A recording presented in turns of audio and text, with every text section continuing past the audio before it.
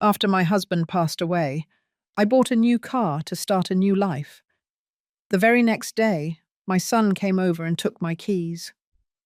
"You don't need this," he told me with a coldness I had never seen in him before. "I'm driving out of state tomorrow with my wife's family, and I can drop you off at the retirement community on the way." I was stunned. My own son, the person I brought into the world, had just told me I no longer had the right to live my own life. So, as he drove away in my car, I sent him a text message. Just 3 words. "Check the glove compartment." What he saw in there made him stop immediately, slam on the brakes, and understand that he had made the worst mistake of his life. But for you to understand why I did what I did, I need to tell you the whole story from the beginning. My name is Evelyn. I am 65 years old. Until 3 months ago, I was married to the love of my life. 40 years of being together, 40 years of laughter, struggles, and building a family. My husband was a good, hard-working man, the kind you just don't see anymore. When he died, I felt like the world stopped.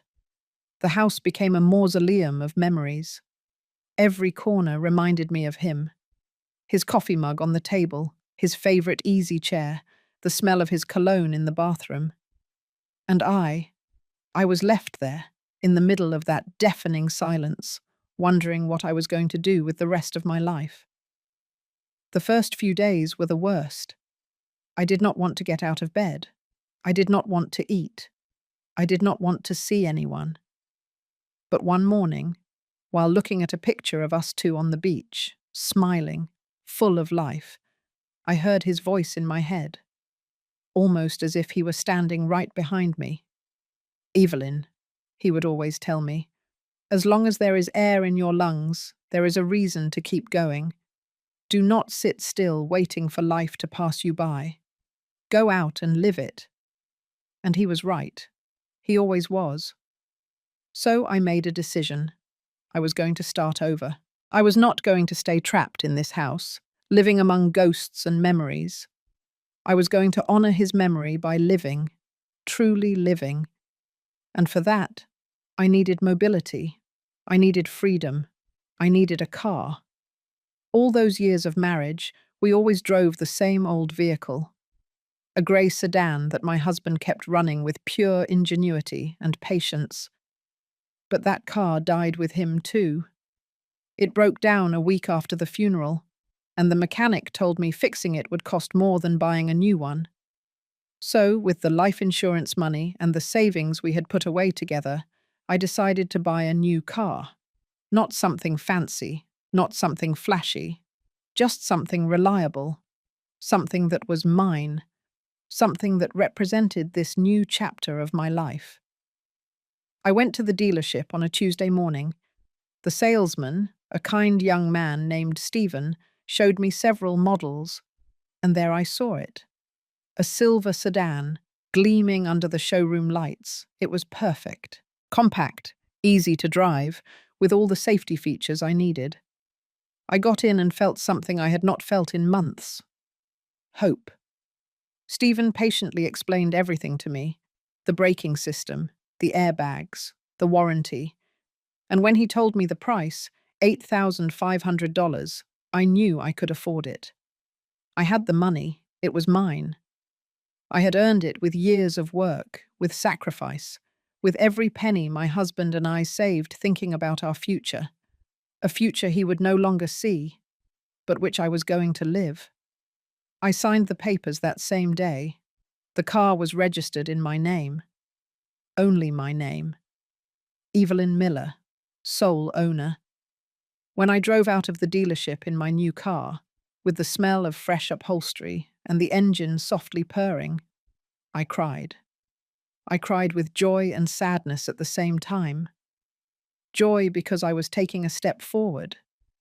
Sadness because my husband was not there to see it. But as I drove back home, with the afternoon sun streaming through the windshield, I knew he would be proud of me. I knew this was exactly what he would have wanted me to do. I got home and parked the car in front of the driveway. I sat there for a moment, just looking at it. It was beautiful. It was mine. It was my new beginning. I took the keys, went inside the house, and left them on the kitchen table. Then I called my son, Michael, to tell him the news. I wanted to share this moment with him. I wanted him to know that his mother was okay, that I was being strong, that I was honoring his father's memory in the best way possible. Michael did not answer. I left him a voicemail. Honey, I bought a new car. I'm so excited. Come by when you can so you can see it. I love you. I hung up feeling happy, hoping he would be happy for me, hoping he would understand how important this was to me. I did not know that the next day, my life was going to change forever. I did not know that my own son was about to betray me in the worst way possible. The next day, I woke up early. The sun was just rising, and I was already in the kitchen making coffee. I had plans for that day. I wanted to go to the grocery store, then stop by my friend Sarah's house to show her the car, and maybe, if I felt up to it, drive to the cemetery to visit my husband and tell him everything. Yes, I know. It sounds silly to talk to someone who is no longer there, but it made me feel close to him. It made me feel less lonely. I was finishing my second cup of coffee when I heard a car pull up outside. I looked out the window and saw Michael's vehicle. My heart skipped a beat with joy. He had come. He had gotten my message and come to see me, to see my new car, to share this moment with me. I smiled and hurried toward the door, but when I opened it, that smile froze on my face. Michael was not alone. Beside him was Jessica, his wife, and neither of them was smiling. There was something in their faces, in the way they looked at me, that made me uncomfortable, as if I were a problem they had to solve. "Hi, honey," I said, trying to sound cheerful. "Jessica, what a surprise to see you both so early. Come in, I just made coffee." Michael did not even respond to my greeting. He walked straight into the house, heading with determined steps toward the kitchen. Jessica followed him, giving me a look I could not decipher. I closed the door and followed them, feeling the joy I had felt moments before turn into a strange sensation in my stomach. Something was not right. In the kitchen, Michael stood in front of the table, looking at the keys to my new car. He picked them up, weighing them in his hands, as if he were evaluating their heft. "Mum," he finally said, without looking me in the eyes, "I need to talk to you." I crossed my arms, trying to ignore the alarm bell that was starting to ring in my head. "Sure, honey. Tell me, what is it about?" He exchanged a glance with Jessica. She nodded, as if giving him permission to continue. And then Michael spoke. "Mum, I heard you bought a car. A new car." "Yes," I replied, and my voice sounded more excited than it should have. "That is why I called you yesterday. I wanted you to come see it. It is beautiful, Michael. And it makes me feel so free, so—" "You do not need it," he interrupted me. His words dropped like stones in the middle of the kitchen. I fell silent, not understanding. "What?" I whispered. Michael finally looked me in the eyes. "You do not need a car, Mum. Not at your age. You do not drive as well as you used to. It is dangerous. And besides, it is an unnecessary expense. The maintenance, the insurance, the gas. What for?" I felt as if I had been slapped. "Michael, I drive perfectly fine. My license is current. I passed all the tests. And besides, it is my money, my decision." He shook his head, as if he were talking to a stubborn child. "Mum, this is not about that. It is about being practical. Look, Jessica and I have been talking. Tomorrow we are traveling with her parents, a family trip we have been planning for months. And our car is having problems. Yours is new. It is perfect for the trip. Wait, I said, holding up a hand. You are telling me you came here to ask to borrow my car? Michael let out a short, humorless laugh. I did not come to ask you for anything, Mum. I came to tell you I'm going to use it. And before I could process what was happening, before I could react, he closed his hand around the keys. No, I shouted. Michael, those are my keys. It is my car. But he was already walking toward the door. Jessica followed him, ignoring me completely. Michael, stop. You cannot do this. Give me my keys. He stopped at the threshold of the door and turned to look at me. And what I saw in his eyes broke my heart. There was no love there. There was no respect. There was only impatience and something that looked like contempt. Mum, enough with the drama, he said in a voice so cold it did not sound like my son's. You do not need this car. You do not need any of this. You are living alone in this huge house, clinging to memories. It is not healthy. What are you saying? I whispered. My voice barely came out of my throat.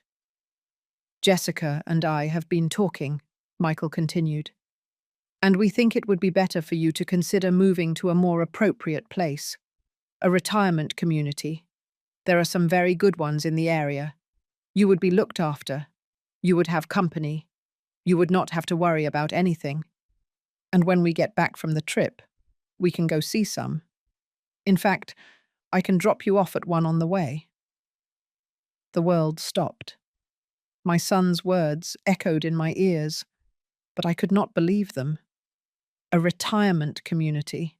He was telling me to go to a retirement community, to leave my house, my memories, my life, to become a burden that others had to take care of. Michael, I said, and my voice trembled. I do not need a retirement community. I am perfectly fine here. This is my house. He sighed, as if my resistance was just another inconvenience. Mum, do not make this harder than it has to be. We are taking the car. We will be gone for a week. When we get back, we will talk calmly about your situation. And with that, he walked out of the house. Jessica followed him without saying a single word. I ran after them. Michael, no. Please. That car is mine. I bought it with my money. You cannot just take it. But he was already opening the door to my new car, my silver car, my symbol of freedom. Michael, I beg you, I cried. The tears were starting to roll down my cheeks. Do not do this to me. I am your mother. He paused for a second. For a second, I thought he was going to reconsider, that he was going to remember who I was, that he was going to remember everything I had done for him. But then he got into the car, started the engine, and drove away. He just left, with Jessica in the passenger seat, with my keys, with my car, with my dignity. I stood in the middle of the driveway, watching the silver car disappear down the street. The tears were falling freely now. My body was trembling. I could not believe what had just happened. My own son had robbed me. He had humiliated me. He had told me I was no longer useful. I stumbled back into the house. I closed the door and collapsed onto the sofa. And there, in the silent living room full of memories of a life that no longer existed, I cried. I cried for the car. I cried for the betrayal. But most of all, I cried for the son I had just lost. I do not know how long I sat on that sofa, crying. Maybe it was minutes, maybe it was hours. Time ceased to make sense. All I felt was a deep pain in my chest, as if something had broken inside me. And maybe it was true. Maybe something had broken. The image I had of my son, the trust, the unconditional love that a mother always holds for her children, no matter what. But then, in the midst of that emotional darkness, something changed. I stopped crying. I wiped my tears with the back of my hand, and I felt something different growing in my chest. It was not sadness, it was not desperation, it was rage. A cold, calculated rage that was beginning to replace the pain. Because as I sat there, I remembered something important, something Michael did not know, something that was going to change everything. I was not a stupid woman. I had lived 65 years. I had raised a son practically alone while my husband worked double shifts. I had managed a home, a budget, a whole life. And during all those years, I learned something fundamental. You always have to be prepared for the worst. You always have to have a backup plan. When I bought that car, I did not just sign the papers and happily go home. No, I had been careful. I had been smart. Because even though I wanted to believe my son was a good man, even though I wanted to think he would never hurt me, I had seen signs. Small signs that I had ignored because it was easier not to see them. The way Jessica looked at my house, evaluating how much it was worth. The way Michael would ask about his father's life insurance, about my savings, about my plans. Casual comments that now, in retrospect, did not seem so casual. So, after buying the car, I did something else. Something that at the time seemed like an overreaction, almost paranoia. But now I was grateful I had done it. I visited Robert. Robert had been my husband's friend for 30 years. He was a lawyer, a good lawyer. And when I told him I had bought a new car and had certain concerns about my son, he did not judge me. He did not tell me I was being paranoid. He just listened. Evelyn, he told me that day in his office, sitting behind his dark wood desk. If you have doubts, it is better to be prepared. Prevention is not distrust. It is intelligence. And then he helped me. He helped me prepare documents, legal documents that protected my interests, documents that made it clear who the owner of that car was, documents that established clear consequences for anyone who tried to take what was mine. Robert prepared a letter, a notarized letter, with his official seal, his signature, with legal weight. In that letter, everything was explained. That the car was registered solely in my name, that anyone who took it without my explicit written permission would be committing a crime. Vehicle theft. And that I, as the owner, had every right to press criminal charges. Furthermore, Robert attached certified copies of the car's title, the vehicle registration, and my current driver's license, all to prove that I was completely capable and legal to own and drive that vehicle. But that was not all. Robert also prepared another document, one that hurt me to sign, but that I knew was necessary. A modification to my will. In the original will, which I had made years ago with my husband, Michael was the main heir. The house, the savings, everything was going to be for him when I died. But after seeing the signs, after feeling that discomfort in my stomach every time Jessica asked about money, I decided to make a change. A radical change. In the new will, I completely removed Michael.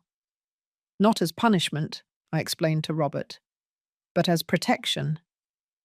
If something happened to me, I did not want Jessica and him to benefit from my death. I wanted my assets to go to charities, to organizations that helped senior citizens, to animal shelters, to places that would really do something good with that money. Robert included a copy of that new will in the package of documents. And finally, we prepared something else.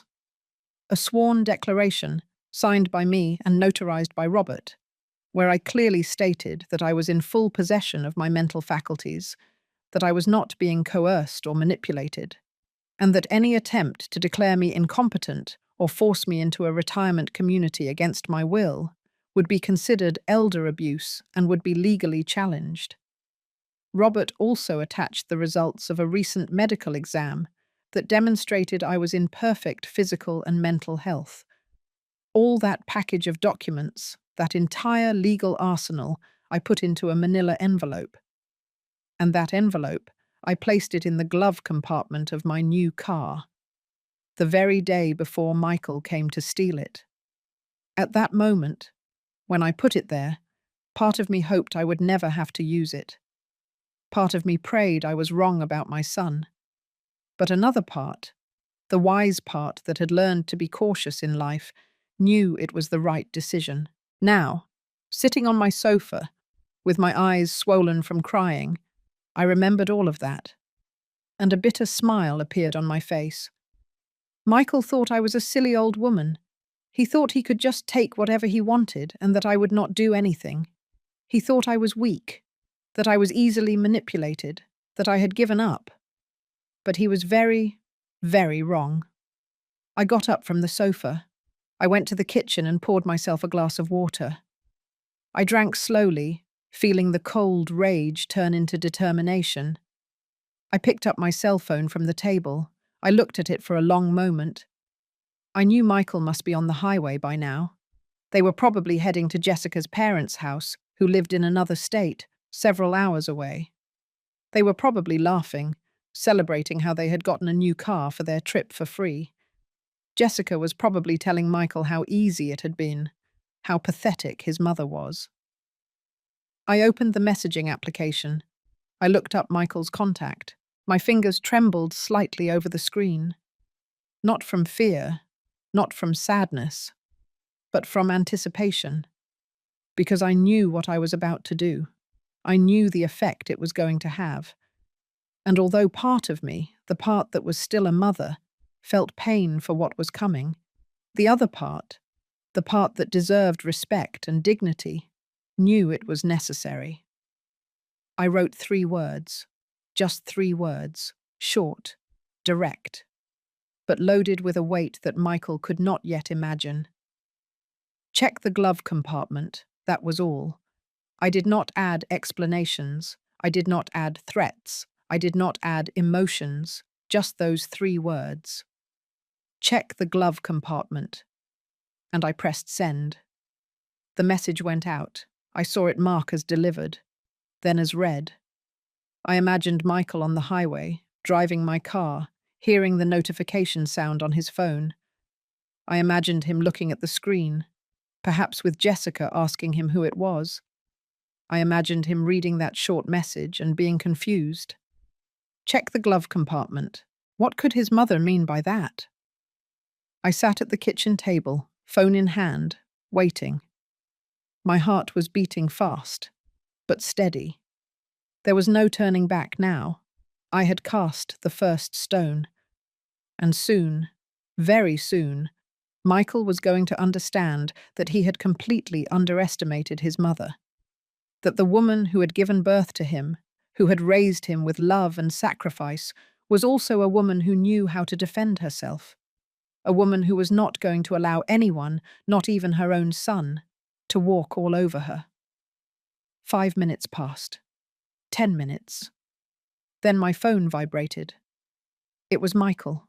He was calling. I did not answer. I let it ring until it went to voicemail. He called again. And again. 5 calls in a row, all ignored. Because I wanted him to feel what I had felt. The helplessness, the desperation, the slow, terrible understanding that he had lost control of the situation. Finally, he stopped calling, and a text message arrived. "Mum, what is this? What does this mean? Call me, please." I did not respond. Another message arrived. "Mum, this is a mistake. We can talk. Please." I did not respond to that one either. And then came the message I was waiting for. The message that confirmed to me that he had read everything, that he had seen the documents, that he finally understood the magnitude of what he had done. The message read, "Mum, please do not do this. It was a mistake. I am sorry. We can fix this. Do not call the police, please." I read those words over and over. I could feel the panic in every letter, the desperation, the fear. And although a part of me, that maternal part that never completely dies, felt a pang of pain seeing my son like that, the other part, the part that had been betrayed and humiliated, felt satisfied. Because now he knew, now he understood that his actions had consequences. I let another 10 minutes pass before responding. I wanted him to sweat. I wanted every second of silence to remind him of what he had done. Finally, I wrote, "Return the car to my house, now." His reply was immediate. "I am 3 hours away. I am turning around right now. I will be there as soon as possible." "I promise, Mum." I put the phone on the table and leaned back in the chair. A strange feeling washed over me. It was not joy. It could not be joy when it involved my own son. But it was something close to justice, to vindication. I had spent my whole life being gentle, being understanding, being the perfect mother who always forgave everything. And look where that got me. To be treated like a nuisance, like something disposable. I went to my room and looked at myself in the mirror.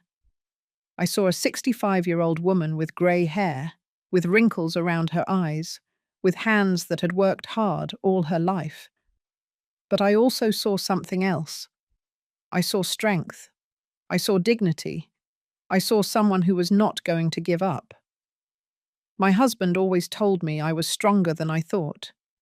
I wish he could see me now. I wish he could see his wife standing up for herself. I think he would be proud. I changed my clothes. I put on a dark green dress, one my husband had given me years ago. I did my hair. I put on a little lipstick. Because if I was going to have this confrontation with my son, I was going to face it with dignity. I was not going to be the broken woman he had left crying on the sofa. I was going to be the woman who had taken control of her own life. While I waited, I called Robert. I needed him to know what was happening. He answered on the second ring. "Evelyn," he said with his calm, professional voice. "What can I do for you?" "Robert, it happened," I told him. "My son took the car. He found the documents. He is coming back now." There was a moment of silence on the other end of the line. Then I heard him sigh. "I am sorry you were right, Evelyn. Nobody wants to be right about something like this." "I know," I replied. "But now I need to know what is next," Robert explained patiently. Technically, Michael had committed a crime. Vehicle theft. Even though he was my son, even though he was family, that did not change the legal facts. I had every right to file a police report, but I also had the right not to do it. The decision was completely mine. The important thing was that now Michael knew I had that power, that I had the tools to hold him accountable. "I want him to come and talk," I told Robert, "but I want you to be available by phone, just in case." "Of course," he replied. "I will have the phone in my hand. Anything, you call me. And Evelyn," he added, before hanging up, "you are a brave woman. Do not let anyone tell you otherwise." His words filled me with a warmth I had not felt all day. "Thank you, Robert. Thank you for everything." I hung up and looked at the clock. Michael had said he was 3 hours away. That meant he would arrive around 5 o'clock in the afternoon. It was barely 2 o'clock. I had time. Time to mentally prepare myself. Time to decide exactly what I was going to tell him. Time to strengthen my resolve. I went to the kitchen and made some tea. Not because I wanted tea, but because I needed to do something with my hands. I needed to keep myself busy. While the water boiled, I thought of all the times I had sacrificed something for Michael. All the sleepless nights when he was a baby. All the times I put his needs before mine. The summers working 2 jobs so I could pay for the music lessons he wanted. the times I defended his bad decisions to others because he was my son, and that was what mothers did. And I thought about Jessica, how she had entered our lives 5 years ago. How from the beginning there was something about her that made me uncomfortable. She was not openly cruel. She was not rude. But there was a coldness in her eyes, a way of evaluating everything in terms of monetary value. I remembered the first time she came to my house, how she walked through the rooms as if she were assessing the property, how she asked how much the house was worth, how much was in my savings accounts, if I had life insurance. My husband had noticed it too. One night, lying in bed, he told me, "Evelyn, there is something about that girl I do not like. I think she is only with Michael for the money." I defended him. I said he was being paranoid, that he was just protective of our son. But he was right. My husband was always a good judge of character, and I should have listened to him. After my husband died, Jessica changed. She became bolder, more direct with her questions about money, more insistent that I should sell the house, move to something smaller, invest the money. And Michael, my own son, began to repeat her words, as if they were a team, as if I were the project they had to solve together. The hours passed slowly. Every time I heard a car pass by on the street, my body tensed. But it was not him. Not yet. At 4:30, my phone vibrated. It was a message from Michael.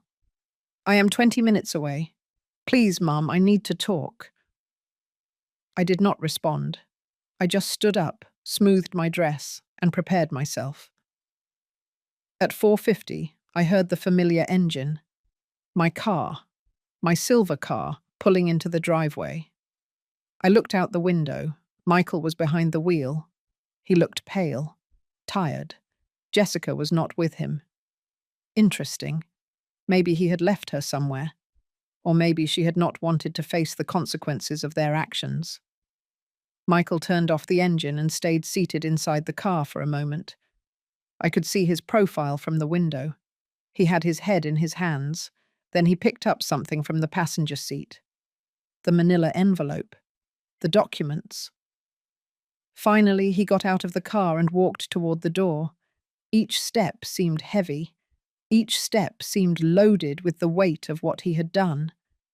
He rang the doorbell. He did not use his keys. Maybe out of respect, or maybe out of fear. I waited a few seconds before opening. I wanted him to feel the uncertainty. When I finally opened the door, our eyes met. His were red. He had been crying. Good, I thought. Now he knows how it feels. "Mom," he started to say. His voice was shaking. I raised a hand to stop him.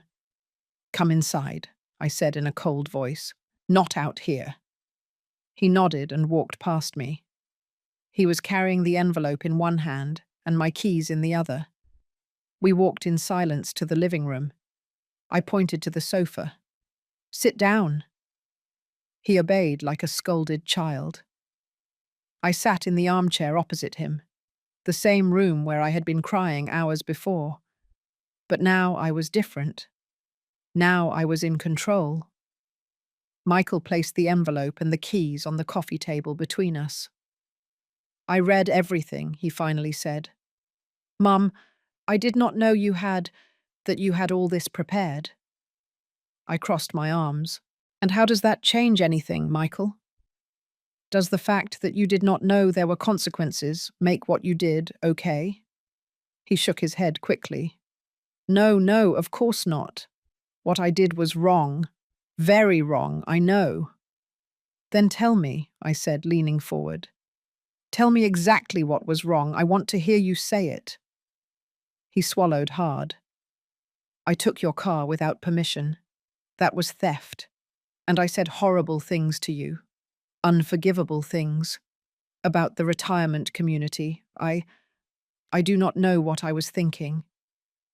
"You were not thinking," I interrupted him. "Or rather, you were thinking. You were thinking your mother was a stupid old woman you could manipulate, that you could treat like trash. Michael began to cry openly now. No, Mum, no. I love you. You are my mother. It is just that Jessica said that. He stopped abruptly, realizing what he had just said. Ah, I said, leaning back in my chair. So it was Jessica's idea. Of course, it is always Jessica's idea. Is not it, Michael? And what are you? A 42-year-old man who cannot make his own decisions, who lets his wife control him like a puppet. Michael raised his head sharply. That is not true, Mum. I make my own decisions. Then why did you do this? I asked him. Why did you come to my house? Took my keys? Told me I no longer needed my own car? That I should go to a retirement community? Those were your words, Michael. They came out of your mouth. Not Jessica's. Yours. He wiped the tears with the back of his hand. You are right. You are completely right. I have no excuse. I can only tell you that I am sorry, that I made a terrible mistake, and that it will never, ever happen again. I stood up and walked to the window. From there I could see my silver car in the driveway, my symbol of freedom that I almost lost. A mistake, I repeated without looking at him. You call this a mistake? Mistakes are accidental, Michael. Tripping is a mistake. Forgetting a date is a mistake. But what you did was deliberate, planned. You came here with the intention of taking something that was mine. I turned to face him. And not just the car. You wanted to take away my dignity, my independence, my right to live my own life.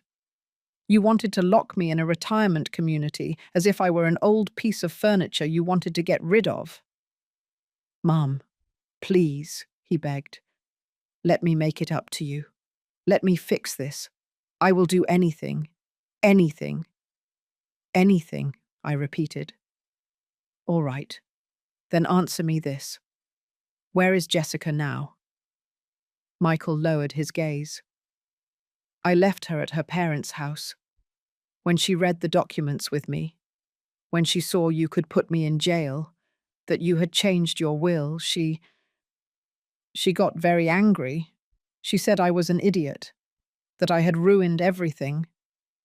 Ah, I said, nodding. So she is not upset because you hurt me. She is upset because she lost the chance to inherit my money. Michael did not answer, but his silence said it all. I walked back to my chair and sat down. I need you to understand something, Michael. I raised you alone most of the time. Your father worked 16-hour shifts to give us a decent life. So it was me who fed you, who changed your diapers, who woke up at night when you had nightmares. It was me who went to all your school performances, who helped you with homework, who defended you when other kids bullied you. My voice cracked a little, but I continued. I worked 2 jobs for years so you could go to a good school, so you would have new clothes every season, so you would not lack anything. And when you wanted to study music, even though your father and I thought you should study something more practical, I supported you. I sold jewelry my mother had left me to pay for your classes, because that is what mothers do. They sacrifice everything for their children. Michael was sobbing now. I know, Mum. I know. And I have never thanked you enough. I have been a terrible son. And when your father died, I continued, when I was devastated, barely functioning, trying to figure out how to keep living without the love of my life, where were you? You came to the funeral. You stayed 2 days, and then you went back to your life. You left me alone in this empty house, with my memories and my pain. That is not fair, he protested weakly. I had to work. I had responsibilities. Everyone has responsibilities, Michael.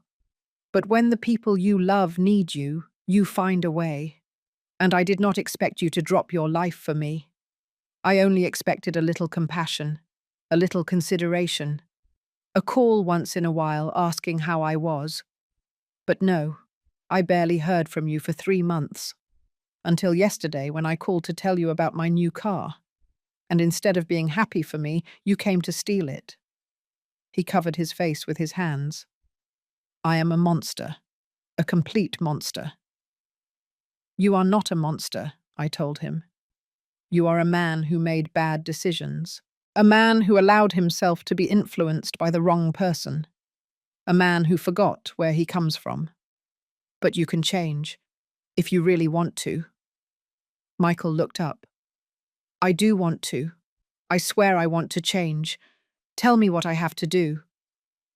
First, I said, you need to decide what is more important to you, your wife or your mother.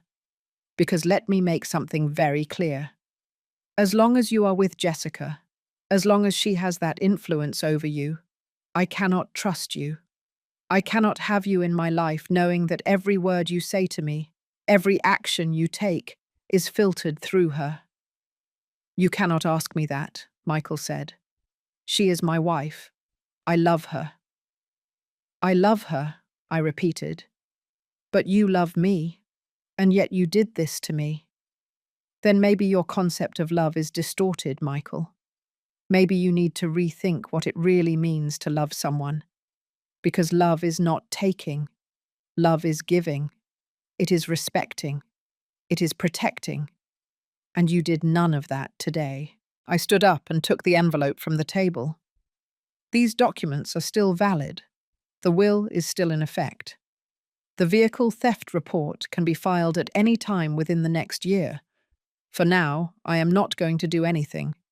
But consider it a sword hanging over your head, a reminder that your actions have consequences. Michael stood up as well. Thank you, Mum. Thank you for not calling the police. Thank you for giving me another chance. Do not thank me yet, I told him, because this is your only chance. If you disrespect me again, if you treat me like I am less than a person again, if you try to manipulate or control me in any way, I will use these documents, and I will not only remove you from my will, I will hold you legally accountable for what you did today. He nodded repeatedly. I understand. I promise. It will not happen again. There is one more thing, I added. I want you to go to therapy. You alone. Not couples therapy. Individual therapy. You need to understand why you allowed this to happen. Why you let Jessica convince you to treat your own mother this way. You need to work on yourself before you can be a good son again. I will do it, he said. I will find a therapist tomorrow. Good, I replied. And until you have been to at least 6 sessions, until there can be a real change in you, our relationship will be limited. Occasional phone calls, nothing more. You are not welcome in this house. Not until I can trust that you are not evaluating every object I own, thinking about how much it is worth. Michael stepped closer as if to hug me. I took a step back. Not yet. I need time. I need to heal from what you did to me. And you need to prove to me with actions, not with words, that you have changed. He dropped his arms to his sides. I understand. I will wait as long as you need. I picked up my keys from the table. These are mine. This car is mine. This house is mine. My life is mine. And nobody, hear me well, nobody is going to take any of that from me again. Michael nodded. You are right. And I am sorry I made you feel like you had to defend yourself from your own son. That should never have happened. I walked to the door and opened it. I think it is time for you to leave. Michael walked past me. At the threshold, he stopped. Mum, I really love you. You know that, right? I looked him in the eyes. I want to believe so. But love without respect is not love, Michael. It is just a pretty word people use to justify bad behavior. Show me respect. Show me that you value who I am, and maybe, with time, we can rebuild what was broken today." He walked out of the house. I watched him walk toward the street where he had left a taxi waiting, something he must have called while driving back. Jessica had obviously kept their car. Michael got into the taxi, and before it drove off, he looked at me one last time through the window. There was so much pain on his face, so much regret. Part of me wanted to run to him, hug him, tell him everything was all right. Because that is what mothers do, right? They forgive. They always forgive. But I had forgiven too many things in my life. I had forgiven small slights, Jessica's rude comments, Michael's lack of attention after his father's death. And all that forgiveness had only made them think they could keep treating me badly, that I would always be there, absorbing everything, without complaining. But not anymore. This version of Evelyn was different. This version knew how to set boundaries. I closed the door and leaned against it for a moment. My whole body was trembling, not from fear, not from sadness, but from pure adrenaline. I had just confronted my son. I had just set boundaries I never thought I would have to set. And although it hurt, although every maternal fiber in my body screamed to be softer, I knew I had done the right thing. I walked to the kitchen and poured myself a glass of water. My hands were still shaking slightly. I looked at the clock. It was barely 6 o'clock in the evening. It felt like days had passed since Michael had arrived that morning and taken my keys, but only a few hours had gone by. A few hours that had changed everything. I picked up my phone and called Robert. I needed to tell him how the confrontation had gone. He answered immediately. "Evelyn, tell me you're all right." "I am fine," I replied. "Better than I expected, actually." Michael returned the car. We talked. I set clear boundaries, and he accepted everything. Robert sighed with relief. "I am glad to hear that. You did exactly what you had to do. It must have been difficult." "It was," I admitted. "But it was also necessary. And you know what is strange? I feel stronger now, like I finally recovered something I had lost a long time ago." "That is called dignity," Robert said softly, "and you deserve to feel that way." We talked for a few more minutes. He assured me that the documents were still valid, that I had all the legal power on my side, and that if I ever needed anything, anything at all, I just had to call him. "Thank you, Robert, not just for the legal help, but for believing in me. Always, Evelyn, always." After hanging up, I stood in the middle of the kitchen, not knowing what to do. The house was silent. Too silent. All day I had been so focused on the confrontation, on mentally preparing myself to face Michael, that I had not thought about what would come next. And now, in that silence, reality began to set in. My son had betrayed me. That was not going to change. We might rebuild our relationship eventually, if he really put in the effort, but it would never be the same. That innocence, that blind trust a mother has in her child, had been broken. And although I had won the battle, although I had successfully defended my dignity, I could not deny that I had also lost something. I had lost the image I had of my family, the illusion that, no matter what, my son would always take care of me. I sat down at the kitchen table, and for the first time in hours, allowed the tears to flow freely. But these tears were different. They were not tears of humiliation or desperation like the ones this morning. They were tears of grief. I was mourning the relationship I thought I had with my son, for the family I thought we were, for the mother I used to be, the one who always forgave everything because she believed that was love. I cried for a long time, and when I finally wiped my tears, I felt strangely at peace. Because I was also releasing something.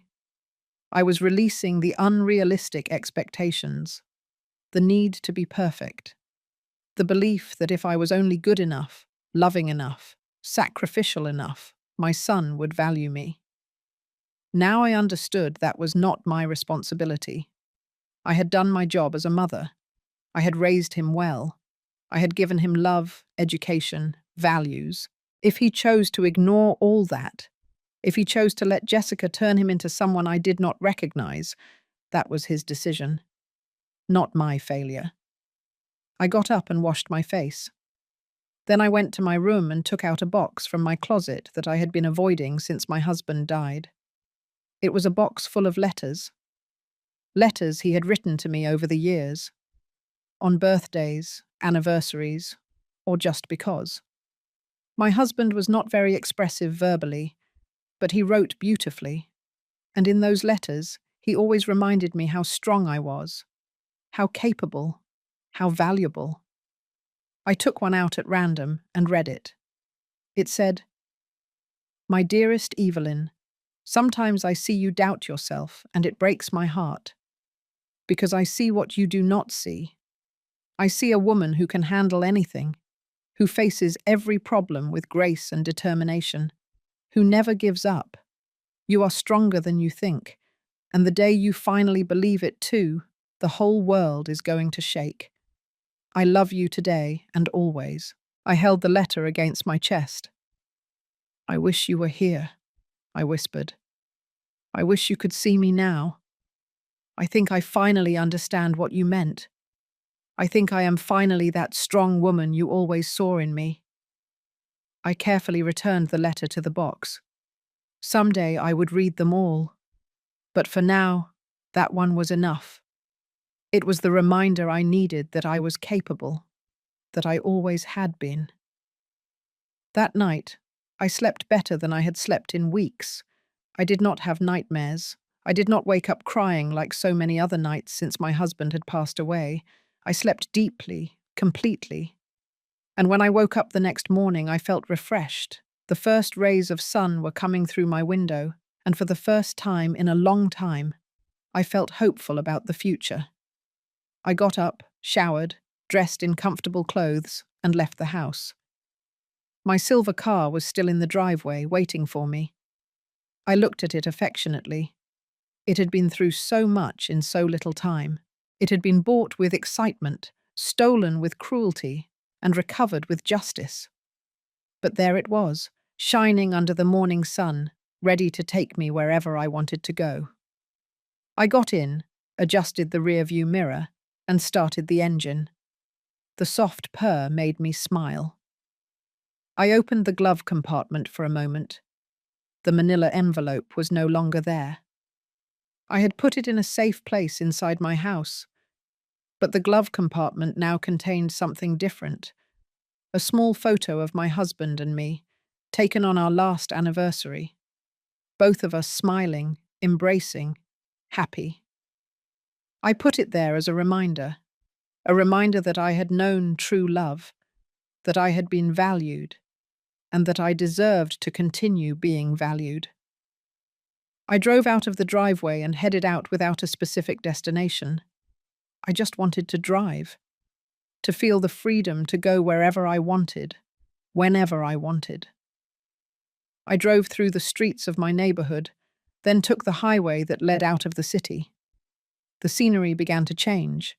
Houses gave way to trees to open fields. And I kept driving, with the windows slightly open, feeling the wind on my face. After an hour, I reached the cemetery where my husband was buried. I had not planned to come here, but somehow, my hands had turned the wheel in this direction without me realizing it. As if a part of me knew I needed to be here, that I needed to tell him everything that had happened. I parked the car and walked to his grave. The headstone was simple but elegant. It had his name, his dates, and a phrase I had chosen. He loved with all his heart and lived with all his soul. I knelt in front of it and ran my hand over the engraved letters. "Hello, my love," I whispered. "I am sorry I have not come sooner. It has been a difficult few days. And then, kneeling there in front of my husband's grave, I told him everything. I told him about the car, about Michael, about Jessica, about the betrayal, about the documents Robert helped me prepare, about the confrontation, about setting boundaries. I talked and talked, and although I know it sounds ridiculous to talk to a headstone, I swear I could feel his presence. I could feel his approval. I did what you taught me, I finally told him. I did not let myself be trampled. I defended my dignity. And it hurts. It hurts so much because it is my son. But I also feel good. I feel strong. I feel like the woman you always said I was. Tears were rolling down my cheeks, but this time they were calm tears, tears of acceptance. I stayed there sitting next to the grave for almost an hour, just being present, just feeling the connection with the man who had been my partner for 40 years. And when I finally got up to leave, I felt something different. I felt as if he had given me his blessing, as if he had told me it was okay to move on, that it was okay to be strong, that it was okay to put my needs first for once in my life. I drove back home, feeling lighter. But when I arrived, there was a car parked in front of my driveway.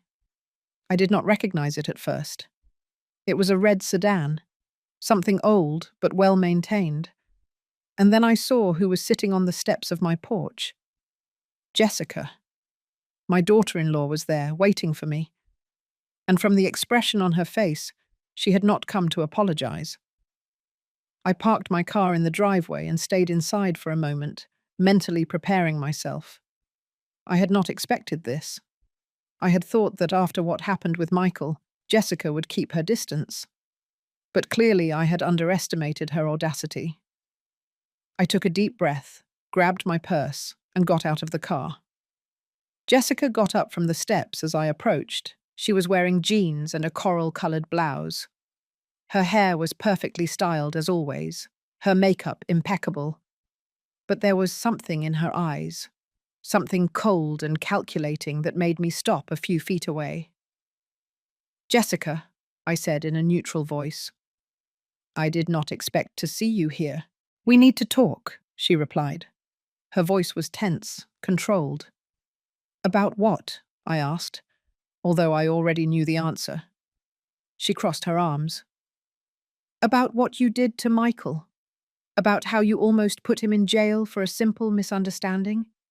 About how you changed your will to punish us for a mistake." "A misunderstanding," I repeated slowly. "Is that what you call theft? A misunderstanding?" Jessica snorted. "Please, Evelyn, he is your son. Family. It was not theft. He just borrowed the car. And you turned it into a huge drama. You called a lawyer. You prepared legal documents. You threatened to call the police. All that for a car." "It was not just about a car," I said, feeling the rage begin to simmer inside me. "It was about respect. It was about dignity. It was because my own son walked into my house, took my keys without permission, and told me I did not need anything anymore, that I should go to a retirement community. Those were his words, not mine." Jessica waved her hand as if shooing a fly. "He was frustrated. He said things he did not mean. We all do when we are stressed." "Ah," I said, taking a step toward her. "So when you are stressed, you also tell your mother to go rot in a nursing home. Because if so, maybe you should work on your stress management." "Do not you dare judge me," Jessica said, pointing a finger at me. "You know nothing about my life, about our problems. Michael and I are going through financial difficulties. We needed that car for the trip. My parents were going to help us with money, but we had to get there. And you, selfishly, denied it to us." I laughed. It was a bitter, humorless laugh. "Selfishly? I was selfish for not letting you steal my car. The car I bought with my money. The car that represents my independence? Tell me, Jessica, in what universe is it selfish to protect what is yours? She pressed her lips together. You are his mother. You are supposed to help him when he is in trouble, not punish him, not threaten him with jail. I helped him for 42 years, I said, raising my voice. I fed him. I clothed him. I paid for his education. I sacrificed my own needs so he would have everything. But apparently that is not enough for you. You want me to keep sacrificing until there is nothing left of me? Until I am just an empty old woman without dignity or rights. You are being dramatic, Jessica said, rolling her eyes. No one is asking you not to have dignity, just to be reasonable, to understand that family helps each other, to share your resources with your only son. Family helps each other, I repeated. Then where was Michael when my husband died? Where were you two when I was devastated, completely broken, not knowing how to keep living? You came to the funeral. You stayed 2 days, and then you disappeared for 3 months. We had our own lives, Jessica protested. Jobs, responsibilities. Exactly, I said. You had your own lives, and I respect that. I never asked you to drop everything for me. But now that I am trying to rebuild my own life, to find some happiness after losing the love of my existence, you show up demanding that I give you everything. My car, my house eventually, my money when I die. Everything is about what I can give you. Jessica moved closer. Her face was red now. You know what your problem is, Evelyn. You are bitter. You are lonely and resentful because your husband died, and now you want everyone to suffer with you. That is why you are pushing Michael away. That is why you changed your will. Because if you cannot be happy, no one else can be either. Her words hit me like slaps. But instead of hurting me, something different happened. Something cleared up in my mind. Jessica was not here for Michael. She was not here because she cared about her husband or our mother-son relationship. She was here for the money, for the inheritance she had just lost. And finally, after 5 years of discomfort around this woman, after 5 years of trying to get along with her for my son's sake, I saw clearly who she was. Get off my property, I said in a calm but firm voice. Jessica blinked. What? I said get off my property. Now. She laughed in disbelief. I am not leaving until we talk about this like adults. We already talked, I replied. And I have heard enough. Now leave before I call the police for trespassing. You would not dare, Jessica said, but there was uncertainty in her voice now. After what happened with Michael, after seeing that I really did prepare legal documents, after understanding that I am not playing games, you still underestimate me. Try to stay and see. I took my phone out of my purse. Jessica looked at me, then at the phone, then back at me. You are crazy, she muttered. Completely crazy. Maybe, I said. Or maybe I am finally sane after years of letting people like you walk all over me. Now go. Now. Jessica looked at me with pure hatred. This is not going to end here, she threatened. Michael is my husband, and I am going to make sure he understands that he has to choose. Either his crazy mother or his real family. Go ahead, I said. Make him choose. Because something tells me that when Michael really thinks about who has been there for him his whole life, and who only showed up when there was something to gain, the decision is going to be easier than you think. Jessica turned on her heel and walked to her car. She got in, started the engine more forcefully than necessary, and sped out of my driveway, screeching the tires. I stood there, watching her drive away. My heart was racing, my hands were trembling, but not from fear, from pure adrenaline. I had just confronted Jessica. I had just told her exactly what I thought without filters, without being the compliant mother-in-law. without trying to keep the peace at any cost. And it felt incredible. I walked into my house and locked the door.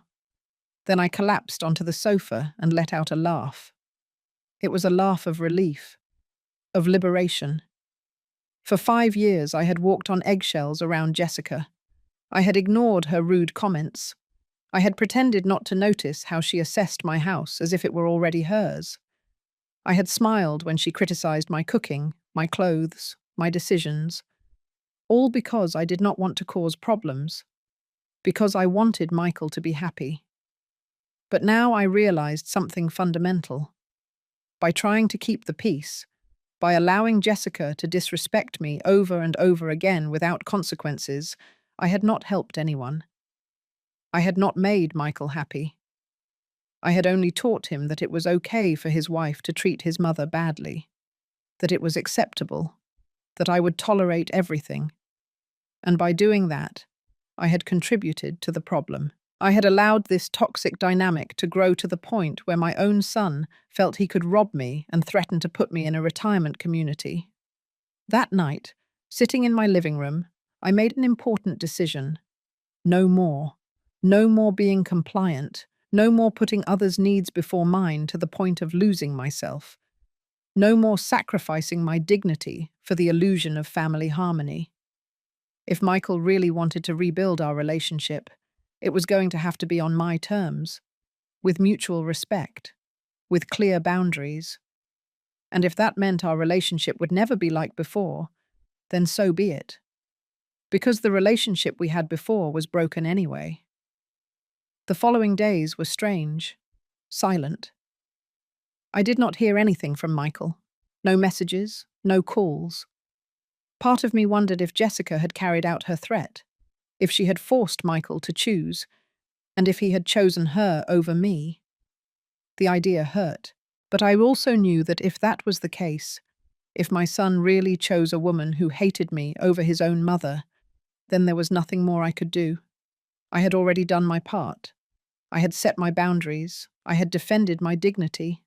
The rest was up to him. I decided to focus on myself, on my own healing, on my own growth. I called my friend Sarah, whom I had not seen in weeks. I told her everything that had happened, and instead of judging me, instead of telling me I should forgive my son unconditionally, because that is how families work, she fully supported me. "Evelyn," she told me over the phone, her voice full of pride, "you did the right thing. What Michael did to you was unforgivable, and I am glad you finally stood up for yourself." Her words filled me with relief. For days I had had this voice in my head, telling me that maybe I had been too harsh, that maybe I should have been more understanding. But Sarah reminded me that being understanding does not mean being a doormat. We agreed to meet for lunch the next day. It had been so long since I had gone out, since I had socialized, that I had almost forgotten what it felt like to have a life outside of my family problems. The next day, I drove my silver car to the restaurant where we had planned to meet. Sarah was already there, sitting at a table by the window. When she saw me walk in, she stood up and hugged me tightly. "Look at you," she said, stepping back to assess me. "You look different, stronger." "I am," I replied. "Or at least I am trying to be." We sat down and ordered. And for the next 2 hours, we talked, really talked. Not just about Michael and the family drama, but about everything. About our lives, about our dreams, about what we wanted to do with the time we had left. Sarah was a widow too. Her husband had died 5 years ago, and she told me how the first few years were terrible, how lost she felt, how she did not know who she was without her husband. But eventually, she told me, I found a new version of myself, a version that enjoys things I had never tried before, that travels alone, that takes painting classes, that does not need anyone's approval to be happy. Her words resonated deeply with me, because that was exactly what I was trying to do. find a new version of myself, a version that existed independently of being a wife or mother, a version that had its own interests, its own dreams, its own identity. Sarah, I said, I need to ask you something. Go ahead, she replied. How do you get over the feeling of guilt, of feeling like you are betraying your husband's memory by moving on, by being happy without him? Sarah took my hand across the table. Evelyn, our husbands loved us, and because they loved us, the last thing they would have wanted is to see us frozen in time, living like ghosts in our own lives.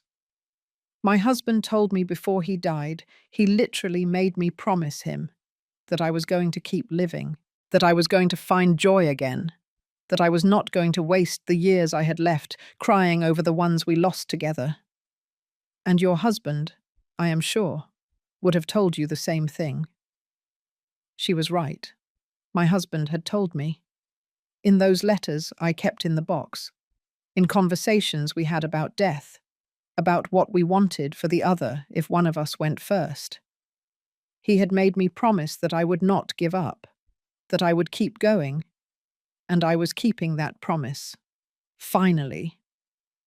Thank you, Sarah. I needed to hear that. You are welcome, she replied, smiling. And now, let us talk about more exciting things. What are you going to do with all this new freedom you have? The question took me by surprise. I had not really thought about it. I had been so focused on surviving the drama with Michael that I had not considered what would come next. What did I want to do now that I had a car? Now that I had mobility? Now that I had my life back? I do not know, I admitted. I have never been good at planning things just for me. Sarah smiled. Then let us start now. What is something you always wanted to do but never did because you were too busy taking care of others? I thought for a moment. I always wanted to see the ocean at sunrise. My husband and I talked about taking a trip to the coast someday, but there was always something. Work, responsibilities, Michael. And then he got sick and we ran out of time. Sarah hit the table with her palm. Perfect. Then that is what you are going to do. You are going to drive to the coast. You are going to watch the sunrise over the ocean. And you are going to do it for yourself. Not as a tribute to your husband. Not because you feel you should, but because you want to. Because you deserve to experience something beautiful. The idea scared and excited me at the same time. It was a trip of almost 5 hours to the nearest coast. I would have to drive alone, possibly stay in a motel, do everything myself, without anyone to lean on. But I also realized something. That was exactly what I needed. I needed to prove to myself that I could, that I was capable, that I did not need Michael to survive, that I did not need anyone. I am going to do it, I said, feeling more sure with every word. I am going to the coast, this weekend. Sarah applauded. That is my friend. And I want pictures. I want proof that Evelyn is finally living for herself. We left the restaurant, and I felt lighter than I had in months. Sarah hugged me before we parted. I am proud of you, she whispered, for standing up for yourself, for setting boundaries, for choosing yourself. Her words stayed with me all the way home. When I arrived, I saw I had a message on my phone. It was from Michael, the first message I had received from him since our confrontation days ago. Mum, I know you said you needed space, and I am respecting that. But I need you to know that I found a therapist. I already had my first session. It was difficult, but necessary. I am working on myself. I am trying to understand how I let things get so far. I do not expect your immediate forgiveness. I just want you to know that I am trying. I love you. I read the message several times. Part of me wanted to reply immediately, tell him I was proud of him, that I was glad he was seeking help. But another part, The wise part that had learned to be cautious told me to wait, that words were easy, that sustained actions over time were what mattered. So I just put the phone away without responding, not because I wanted to punish him, but because I needed more than a message. I needed to see real change. That night, I started planning my trip to the coast. I searched for motels online. I found a small, cozy one with an ocean view. The pictures showed a simple but clean place, perfect for what I needed. A single room cost $75 a night. I could afford it. I had the savings, and for the first time in my life, I was going to spend money on myself without feeling guilty. I booked the room for Friday night. That would give me time to arrive before sunset, rest, and then wake up early to see the sunrise. When I confirmed the reservation, I felt an emotion I had not felt in years. Anticipation, expectation, pure joy at the idea of doing something just for myself, something no one could take away from me, something that was completely mine. I spent the days before the trip preparing. I checked my car. I made sure everything was in order. I filled the gas tank. I packed a small suitcase with comfortable clothes, a sweater because the mornings on the coast could be cold, and my old camera. I wanted to capture that moment. I wanted proof that Evelyn, at 65, had found the courage to live again. On Friday morning, I woke up early, nervous, but excited. I loaded my suitcase into the car. I checked that I had my charged phone, my license, my credit card, everything I needed. I stood in front of my house for a moment, looking at it. This house that had been my home for so many years. This house full of memories, good and bad. And I realized I no longer felt trapped there. It was no longer a mausoleum. It was simply a house, a place where I lived. But it was not what defined me. I got into my silver car, adjusted the seat, started the engine, and pulled out of my driveway. The sun was just beginning to rise on the horizon. I had a long drive ahead of me, 5 hours on the road. But for the first time in a long time, that did not scare me. It excited me. I drove through the streets of my town. Then I took the interstate that would take me to the coast. Traffic was light at that hour. The highway stretched out before me like a promise. I put on some music on the radio, old songs my husband and I used to listen to, and instead of crying, I smiled. Because I was not running away from the memories. I was taking them with me. I was honoring them by living. During the trip, I stopped at a gas station. While filling the tank, an older woman approached. She was traveling alone too. We smiled at each other with that complicity that only women of a certain age understand. She asked me where I was going. To the coast, I replied, to see the sunrise. How lovely, she said. I am traveling alone too. It is liberating, is not it? It is, I admitted. More than I expected. We exchanged a few more words before going our separate ways. But that brief encounter left me thinking, how many women like me were out there? Widows, mothers, grandmothers, women who had spent decades taking care of others and who were finally learning to take care of themselves.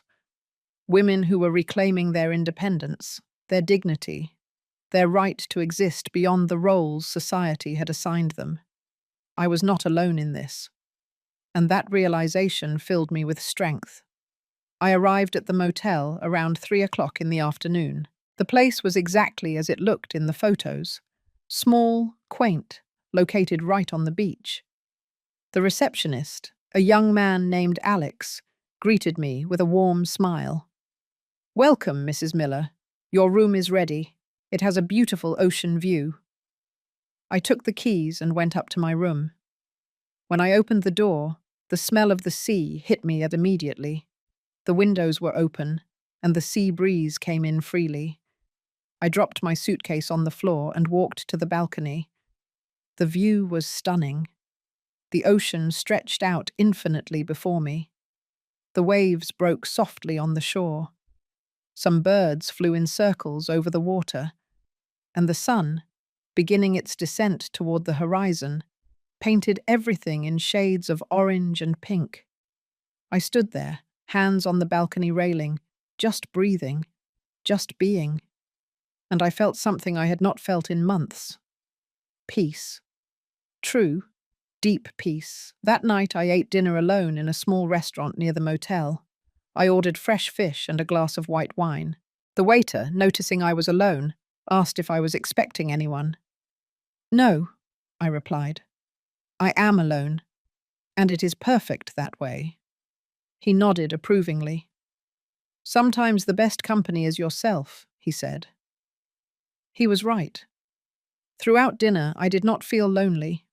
I felt complete. I enjoyed every bite, every sip, without having to worry about anyone else, without having to make sure others were comfortable first. After dinner, I walked along the beach. The moon was almost full and illuminated the water with a silvery glow. My bare feet sank into the cold sand. The sound of the waves was hypnotic. I walked for almost an hour, just thinking about everything that had happened, about my husband, about Michael, about Jessica, about the woman I had been and the woman I was becoming. And I realized something important. I was not angry anymore. I did not hold resentment. I had set my boundaries. I had defended my dignity. And now I could let go. I could let go of the rage, because clinging to it only hurt me. I returned to the motel around 10 o'clock at night. I set my alarm for 5 o'clock in the morning. I wanted to be on the beach before the sun rose. I lay down in the motel bed, listening to the distant sound of the waves, and slept deeply. I did not have nightmares. I did not wake up crying. I just slept. And when the alarm rang at 5, I got up feeling rested, refreshed. I quickly got dressed in warm clothes. I took my camera and left the motel. The beach was deserted at that hour. The sky was still dark, but I could see the first touch of light on the horizon. I found a spot on the sand. I sat down, and I waited. And slowly, gradually, the sky began to change. First from black to deep navy blue, then to purple, then to pink. And finally the sun began to emerge from the ocean, a ball of orange fire that transformed everything in its path. It was the most beautiful spectacle I had ever seen. Tears rolled down my cheeks, but they were tears of joy, of gratitude, of being alive, of having made it here despite everything. I took photos, but I knew no camera could do justice to what I was witnessing. This was something that had to be felt, that had to be lived. I stayed sitting there until the sun was completely up, until the day had officially begun. Then, I took my phone and took a picture of the ocean. I sent it to Sarah with a message. I did it. I am here. And it is perfect. Her reply came minutes later. I knew you would. I am so proud of you, friend.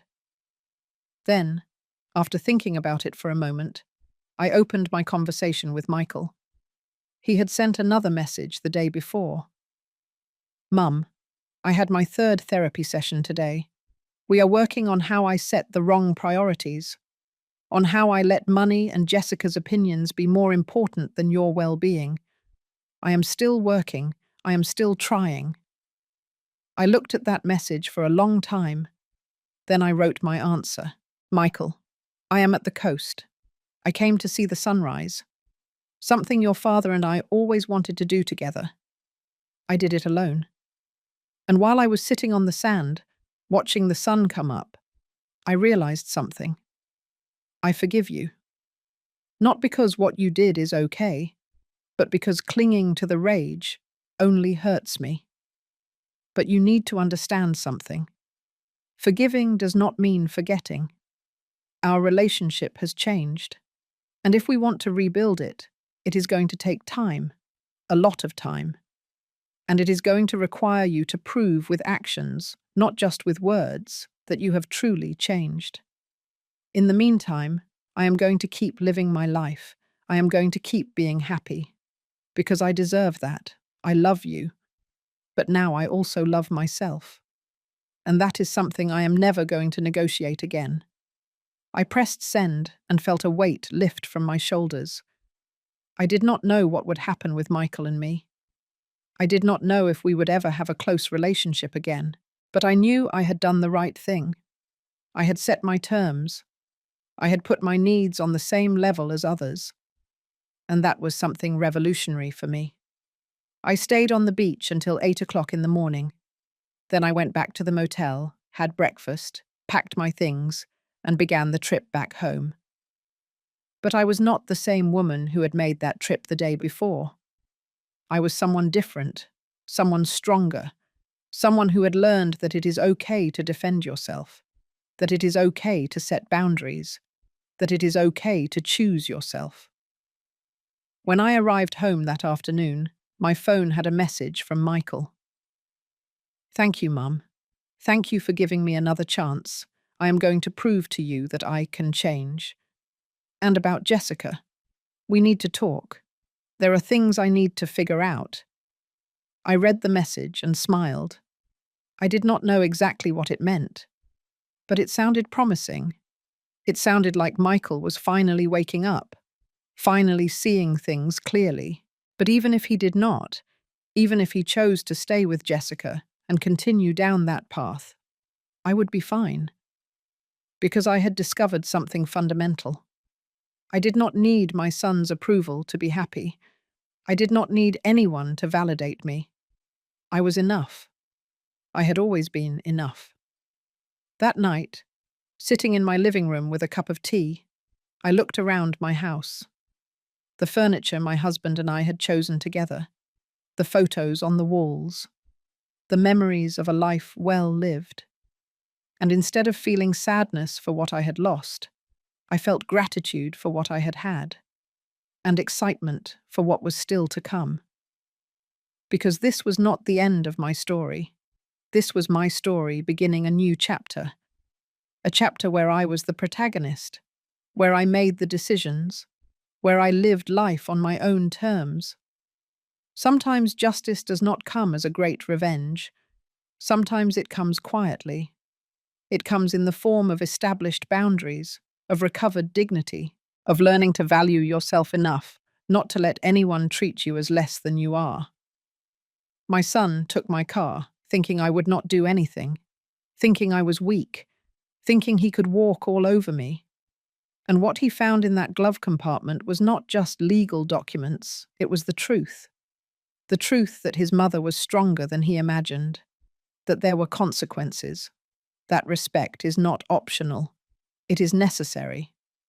And now, as I drive my silver car through the streets of my town, with the wind in my hair and the sun on my face, I know I made the right decisions. I defended my dignity. I set my boundaries. And I got my life back. If this story touched your heart, if it made you reflect on the respect you deserve, leave me a like. Subscribe to the channel. And tell me in the comments, what would you have done in my place? Because we all deserve to be treated with dignity, no matter our age, no matter anything. Thank you for listening to my story. This is Evelyn. And finally, after 65 years, I learned to live for myself.